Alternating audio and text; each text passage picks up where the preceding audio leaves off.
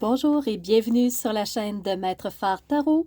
Aujourd'hui, on se rencontre pour une toute nouvelle vidéo sur la nouvelle lune qui aura lieu très prochainement. Elle se présentera ici au Québec le 21 janvier 2023 et au Québec, nous l'aurons entière, cette nouvelle lune, à 15h53 du Québec. Si vous êtes en Europe, ce serait 6 heures plus tard à heure de Paris. Alors, ce serait à 21h53, donc en fin de soirée pour vous, si vous êtes en Europe, sur le fuseau horaire de Paris.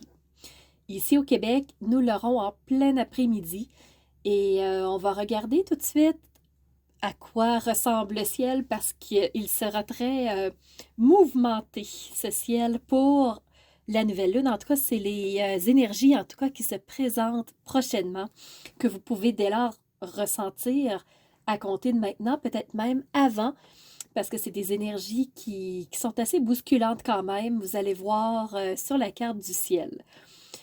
Ce qu'on peut voir d'entrée de jeu, c'est que les planètes, encore une fois, sont très rapprochées euh, dans le signe, dans la roue zodiacale. Alors, toutes concentrées entre le signe du Capricorne et le signe du Gémeaux.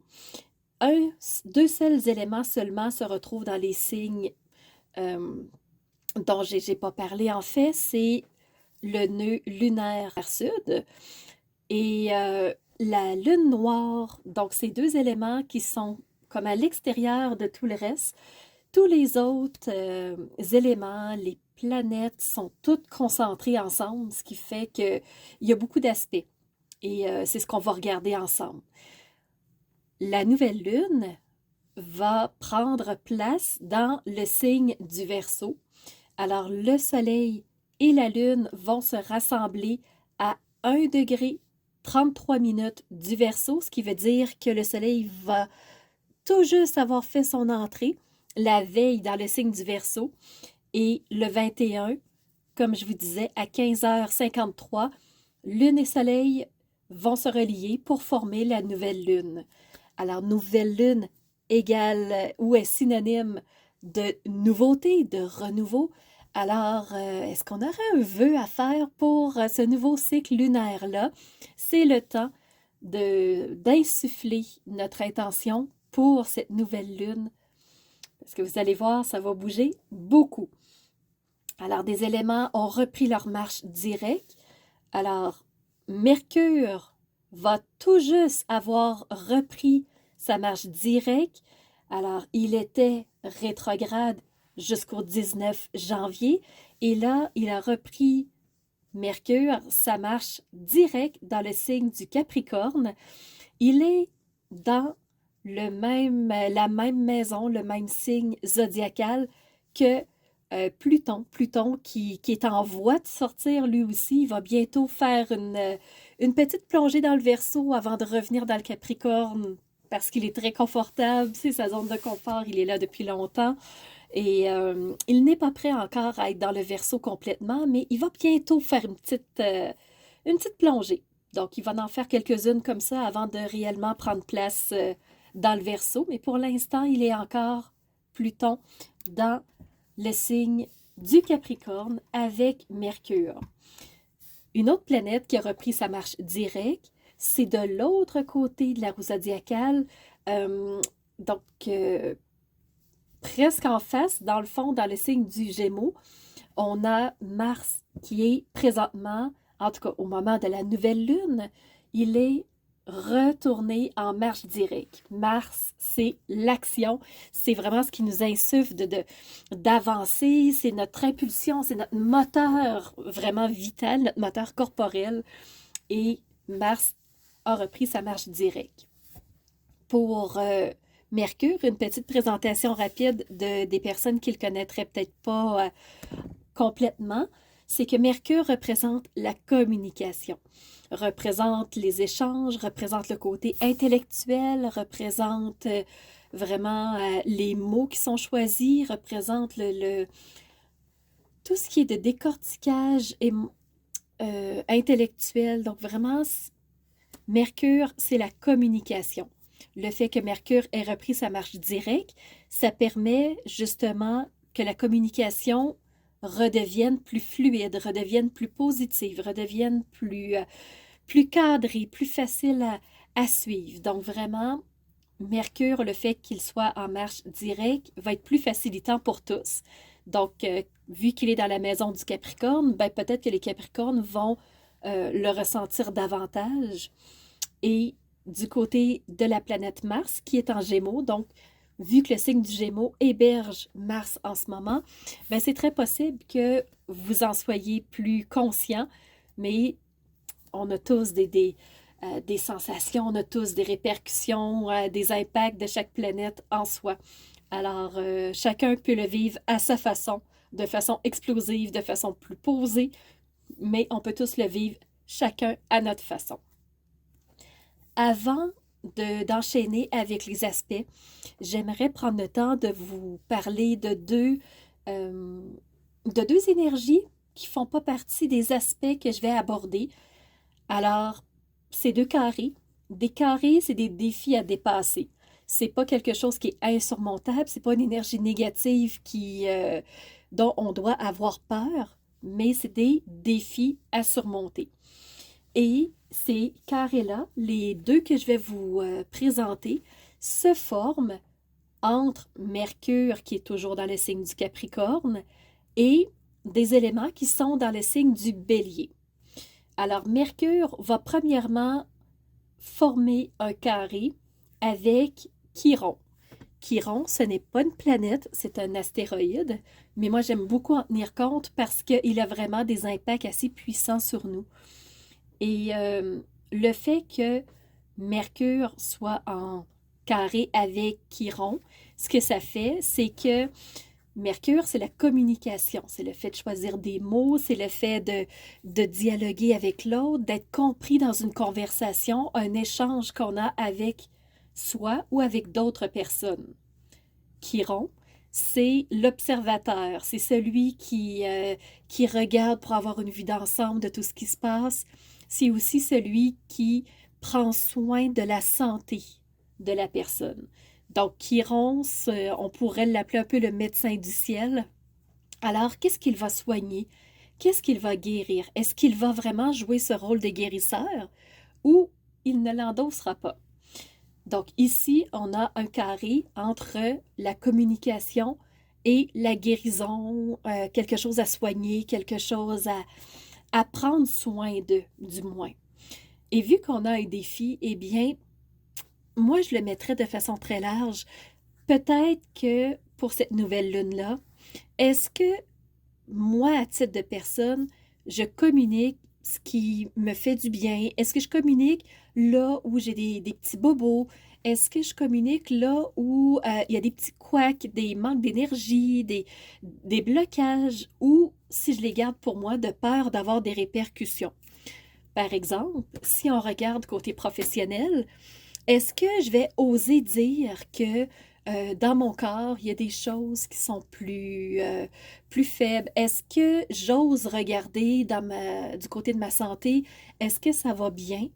Et est-ce que je vais oser le dire à mon employeur ou je vais le garder pour moi de peur d'avoir des reproches et que ça fasse des impacts financiers par la suite?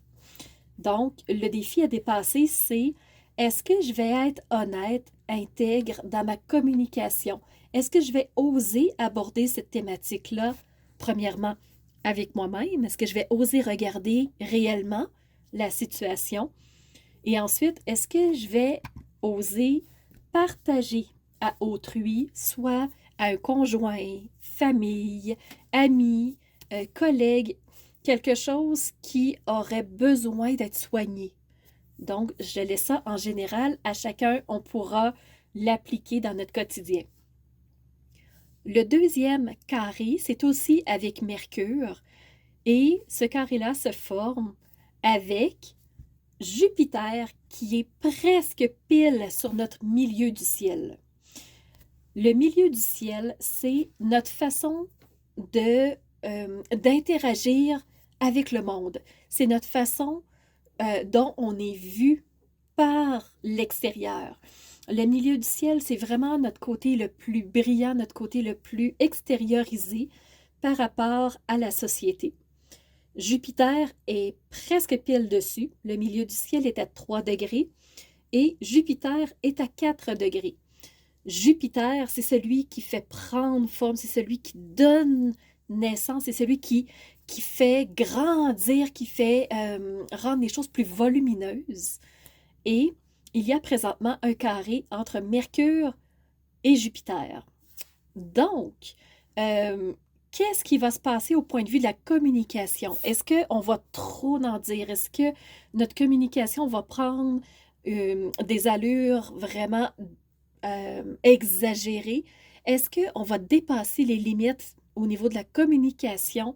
Donc, pour la nouvelle lune du 21 janvier 2023, je vous suggère vraiment de faire attention au niveau de votre communication parce que Jupiter étant en Bélier, Bélier est un signe premièrement très flamboyant, très fonceur, on va directement sur notre objectif.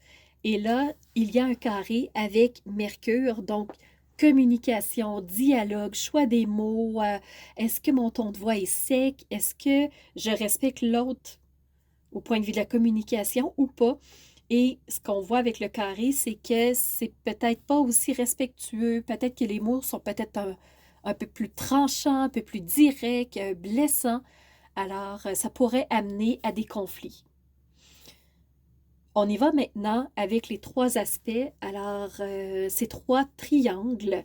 On va commencer avec 2 triangles qui sont bâtis de la même façon. Alors, on a une opposition, on a un trigone et on a un sextile pour chacun des 2 triangles. On va y aller avec le premier triangle qui est presque debout en fait. Alors, on a la première base qui est composée de Mercure dans le signe du Capricorne. Le deuxième élément, c'est le nœud lunaire sud qui est dans le Scorpion toujours, qui va être la deuxième partie de la base, je vous dirais à gauche du triangle. Et si on monte en haut, les lignes ne se touchent pas complètement, mais si on les poursuivait, elles se toucheraient dans le signe du Taureau. Alors, on fait impliquer Uranus et le nœud lunaire nord. Qu'est-ce que ça veut dire tout ça? Je commence avec l'opposition entre Uranus dans le Taureau et on descend jusqu'au signe du Scorpion avec le nœud lunaire sud. Le nœud lunaire sud signifie ce qu'on veut abandonner, ce qui doit être abandonné, là où on doit lâcher prise au lieu de tenir le morceau puis d'être si intransigeant, si têtu. Alors, qu'est-ce qu'on doit lâcher? Le signe du Scorpion, c'est un signe de profondeur, c'est un signe qui n'a pas froid aux yeux pour aller jusqu'au plus profond des choses, pour faire la lumière réellement sur ce qui se doit de l'être. Alors, qu'est-ce qu'on doit lâcher au plus profond de soi? Et là, on a une opposition entre ce nœud lunaire sud-là qui veut lâcher quelque chose, qui veut abandonner des choses qui sont inconfortables parce que ça nuit vraiment à son avancée. Et on a justement Uranus qui est la planète par excellence du changement, la planète des modifications, des nouveautés, des événements qui peuvent être très surprenants, très rapides. Et cette opposition-là signifie que peut-être qu'on n'est pas prêt à lâcher rapidement quelque chose. Donc, il y a vraiment un tiraillement entre le nœud lunaire sud et Uranus. Alors vraiment, cette opposition-là, c'est quelque chose qui vient nous ralentir dans notre avancée parce que on n'est pas prêt à lâcher, on a des résistances, on se bat, on veut rester dans une zone de confort, on voudrait revenir à ce qui est connu. Et Uranus dit non, non, il faut lâcher pour avancer, il faut vraiment passer à autre chose. Et le nœud lunaire sud qui dit, moi, je ne suis pas très certain, je préfère rester, c'est plus confortable, je connais cet endroit-là, donc c'est moins énergivore pour moi, c'est moins effrayant, ça me rend moins angoissée, je vais rester dans ma zone de confort. Et là, c'est vraiment un tiraillement entre les deux. Mais dans ce triangle-là, on a deux énergies très positives. On a un sextile qui fait la base de ce triangle-là et on a aussi le, euh, le trigone qui fait l'autre côté du triangle. Alors, on va aller voir qu'est-ce qui va venir nous aider dans ce tiraillement-là entre Uranus et le nœud lunaire sud. Ben, dans la base, on a toujours le nœud lunaire sud et on a Mercure. Alors, oui, j'ai des réticences, oui, j'ai peut-être peur à lâcher quelque chose, oui, je préférais peut-être rester dans ma zone de confort, mais la communication va m'aider avec Mercure.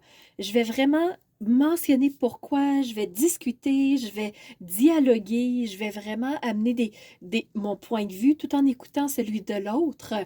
Alors, la communication va venir m'aider dans cette peur de lâcher, dans cette peur de passer à autre chose.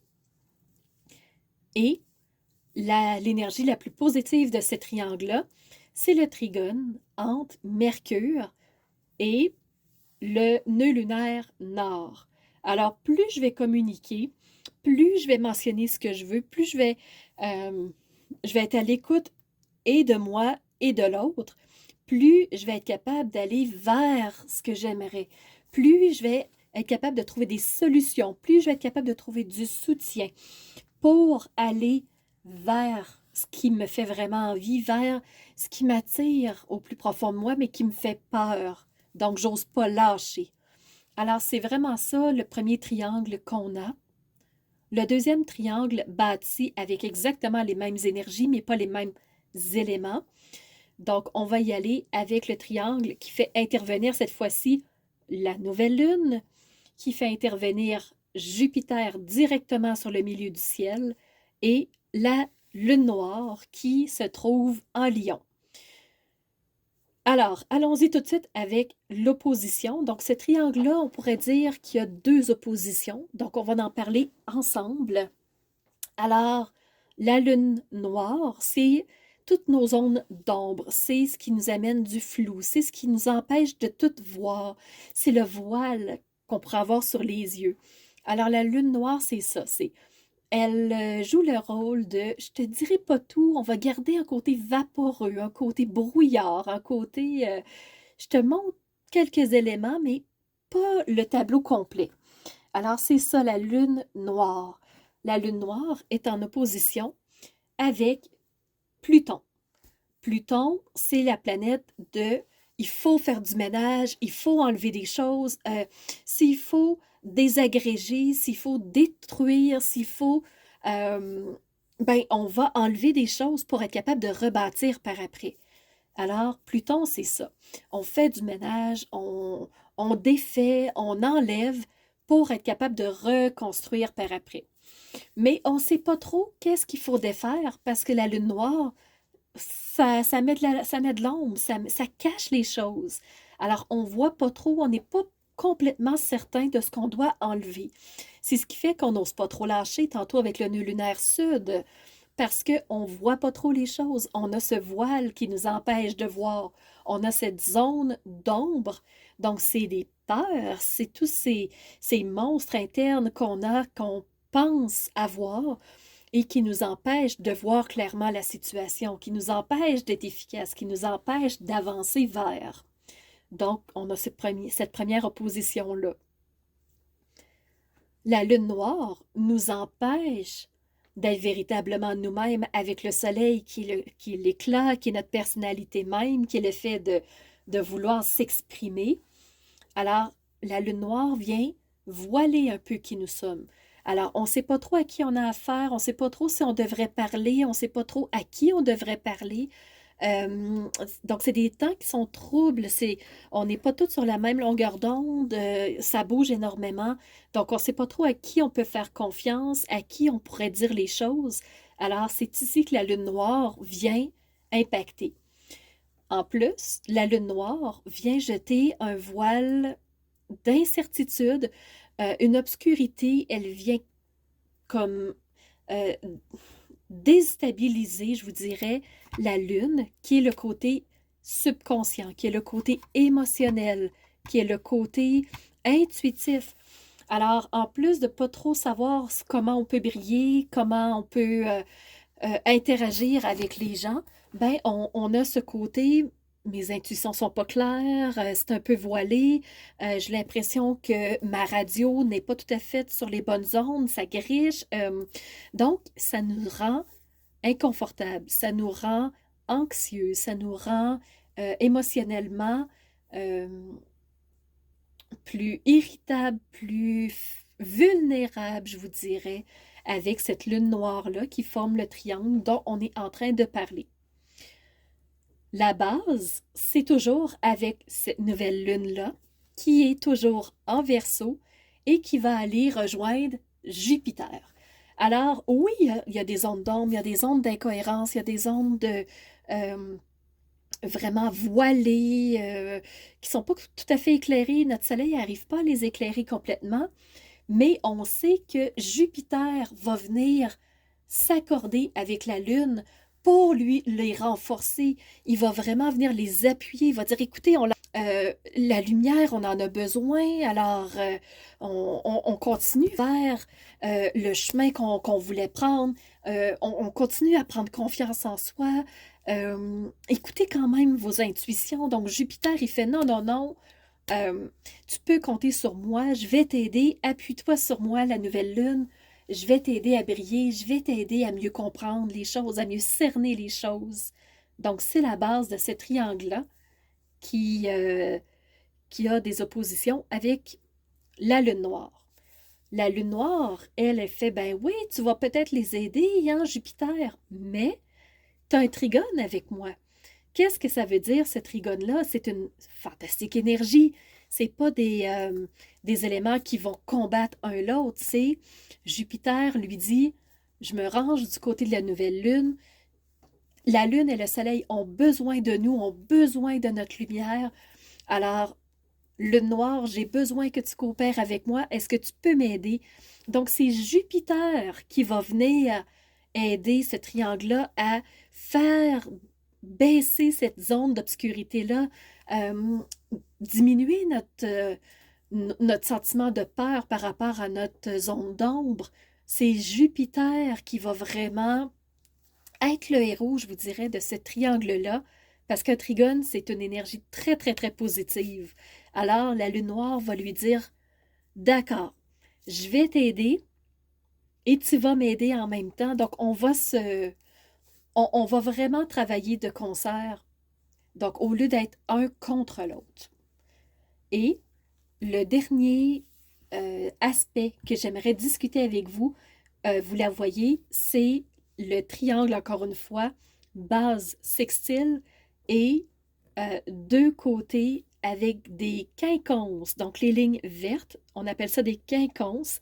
C'est des lignes, des énergies qui sont instables. C'est pas négatif à prime abord, c'est ambigu. On ne sait pas trop dans quelle direction ça va s'en aller. Est-ce que ça va être négatif? Est-ce que ça va être positif? On ne le sait pas trop. Alors, à la base, on a Mercure qui vient faire la base avec le nœud lunaire sud. Je vous en parlais, c'est la même base que l'autre triangle que j'ai parlé précédemment. Donc, même sextile. Alors, je voudrais lâcher quelque chose, je vais avoir besoin de passer par la communication pour ça, par oui, mon ressenti, par mes expériences. J'ai besoin d'en parler et non d'être dans l'action. Donc, ça va se faire par le dialogue, par les échanges, par les mots qu'on va choisir. Donc, ça, c'est la base pour être capable de quitter une situation. Et autant Mercure que le nœud lunaire sud vont monter en quinconce pour aller rejoindre Mars. Mars, c'est l'action. Il est en marche directe. Il n'est pas rétrograde. Alors, Mars est plus puissant à ce moment-là. Alors, dans un ciel qui est déjà instable avec plusieurs lignes à défi, on a un Mars qui s'est repris, qui est reparti en marche directe. Il est dans un signe du Gémeaux. Le Gémeaux, c'est un signe plus d'intellectuel et sa planète maître, c'est Mercure. Mercure est très loin de chez lui, alors il n'est pas en force, pas du tout. Et pourtant, Mars a pris sa place et là, on voit que euh, pour faire diminuer la tension, pour éviter les conflits, ben l'idéal, c'est de passer par la communication. Et Mercure n'est pas dans son signe maître, il est loin, il est un peu affaibli de ça. Alors le quinconce vient démontrer que oui, il peut y avoir communication, oui, on peut s'appuyer là-dessus sur le fait de passer par une entente, par le vocabulaire, par les mots, mais ça peut venir jouer un tour. Alors, dans un ciel qui est déjà très instable, qui est très mouvementé, qui est un peu vulnérable, la communication ne sera pas chose facile pour cette nouvelle lune. Et Mars veut tellement avancer que, ben, qu'est-ce qu'on a besoin de lâcher? Non, c'est pas le temps de lâcher, c'est on avance, on avance. Alors, ce triangle de quinconce-là, avec une base en sextile, ben, ça va nous dire qu'il y a des ambivalences, l'humain a envie d'avancer, mais avant d'avancer, il faudrait peut-être régler des dossiers, il faudrait peut-être renforcer nos bases. Alors voilà, c'est vraiment le ciel qui se présente au-dessus de notre tête samedi, le 21 janvier 2023. Alors, beaucoup d'instabilité, vulnérabilité émotionnelle, côté brillance identitaire moins forte pour cette nouvelle lune-là. Et ben, c'est sûr que ça peut être prémisse à remous, ça peut être prémisse à mouvement, à onde de choc, à onde vraiment énergie mouvementée. Comment va prendre, quelle direction va prendre le ciel? Ben, ça va être à voir comment ça va bouger, quelle direction nous, on va décider de prendre individuellement et collectivement, ben, comment on va s'impliquer. Alors, beaucoup de mouvements à venir. Alors voilà, je m'arrête ici pour l'analyse de cette nouvelle lune du 21 janvier 2023. Alors, je vous remercie d'avoir été présent pour les courageux qui sont allés jusqu'au bout de la vidéo. N'hésitez pas à me faire des commentaires pour me dire comment vous avez trouvé la vidéo. Est-ce que elle résonne pour vous? En quel point elle fait sens? Elle est véridique? Donc, je suis toujours curieuse de voir à quel point notre réalité, notre expérience de vie peut venir s'appuyer ou venir confirmer l'astrologie. Alors, là-dessus, je vous remercie énormément d'avoir été présent, mais surtout, je vous remercie d'être ces phares de lumière, ces piliers de lumière qui osent faire réveiller, qui osent faire illuminer cette lumière en soi de l'être véritable que vous êtes pour ensuite faire jaillir votre lumière vers l'extérieur. Alors, c'était Nancy, Maître Phare, qui vous dit à très bientôt pour une nouvelle vidéo.